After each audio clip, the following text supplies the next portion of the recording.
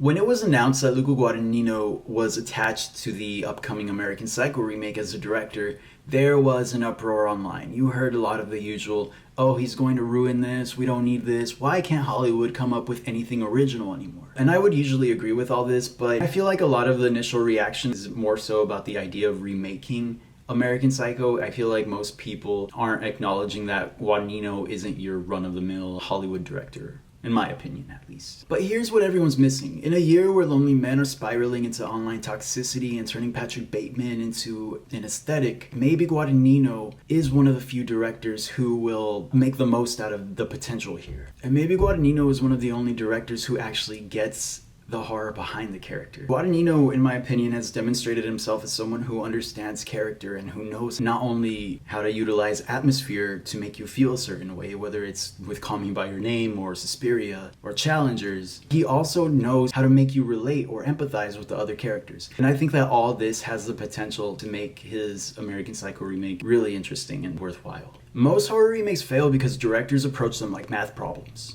How do I update this for modern audiences? What scares people now? Should we make it PG-13 or R-rated? They think their way through it instead of feeling their way through it. This is what happens when you get generic horror director 47 attached to whatever project. They give you the Poltergeist remake. They give you the Nightmare on Elm Street remake, which I guess you can say they're technically competent, whatever, but I would argue that a lot of these remakes are soulless and lack some sort of identity for themselves. But Luca Guadagnino is different.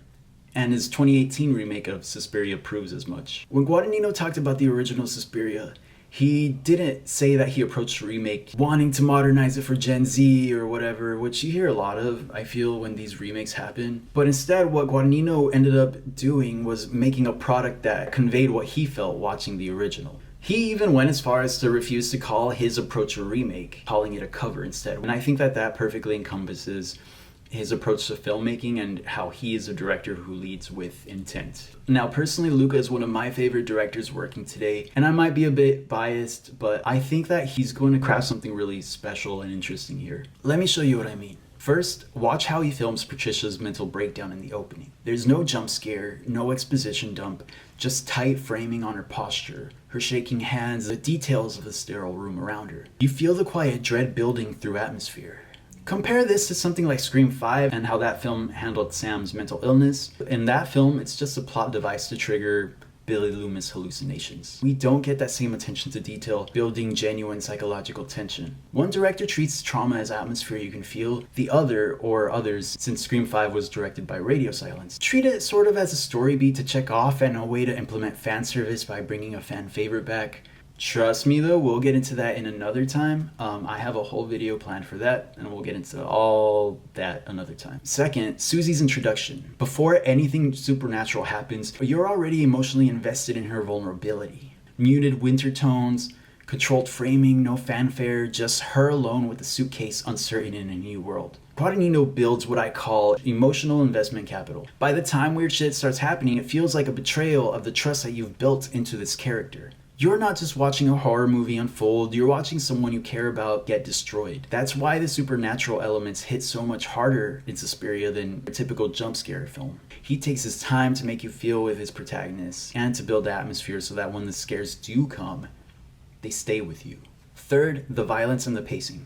When Olga dies in that mirror room, he doesn't just cut away to spare your feelings or to shock you, you sit with the mutilated aftermath. The camera tracks her broken body as the matrons remove her with the hooks. No quick cuts to the next scare. That's emotional intelligence directing horror. He makes you confront what violence actually costs. It's not entertainment, it's consequence. And that, in my opinion, makes it a lot more scary and disturbing than some CGI gore fest with jump scares and smiles. Here's why this matters for American Psycho. Suspiria easily could have been Blumhouse Presents Suspiria. Same premise, fraction of the budget, generic scares every 12 minutes. Instead, look at the production choices. Shot on 35mm Kodak film, a 20-person practical effects team crafting those intestines and cracked bones by hand. Tom York's hypnotic score was literally played on set to shape the actors' movements in real time.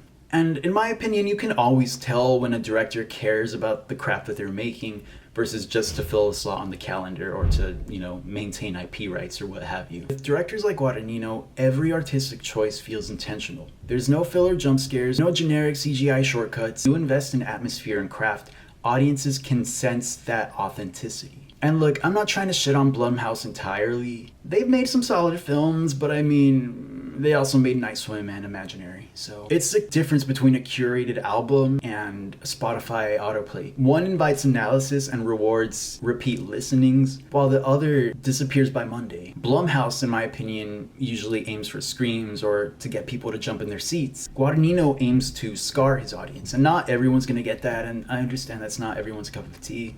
But I mean, it's mine, so I'll be seated opening weekend. Why American Psycho needs this approach. Yes, fans fear Luca might ruin, one of their favorite films. And I feel like it's kind of weird to call American Psycho one of your favorite films, but whatever.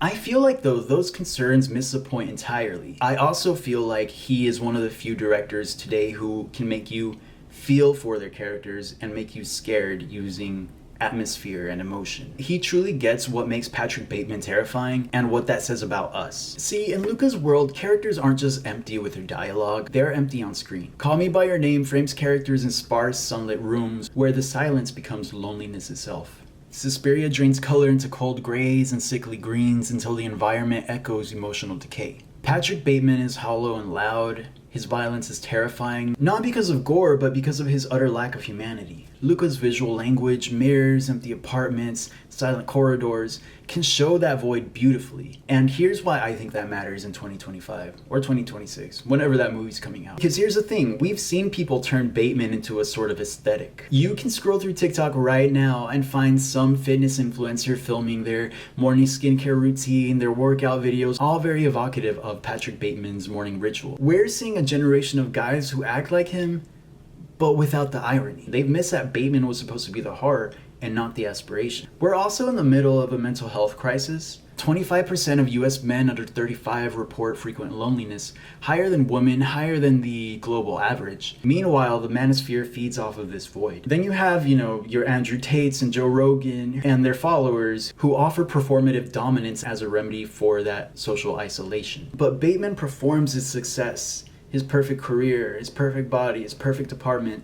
There's nothing underneath. His violence isn't passionate rage, it's boredom, nihilistic emptiness. And, I know that we're still a long whiles away from Luca Guadagnino's American Psycho remake, but I can assure you that this is not going to be another glossy serial killer movie. Luca's style will strip away the glamour and show the moral cancer beneath. I think he's gonna get us to feel Patrick Bateman's emptiness and to make us scared by just how much we can identify ourselves in that. I mean, that's probably how I would approach it if I was a big budget Hollywood director, but that's just me. He'll make us look at these fitness influencer aesthetics differently. And I think that it's going to reignite that conversation. The real terror isn't going to come from the killing, it's going to come from the void.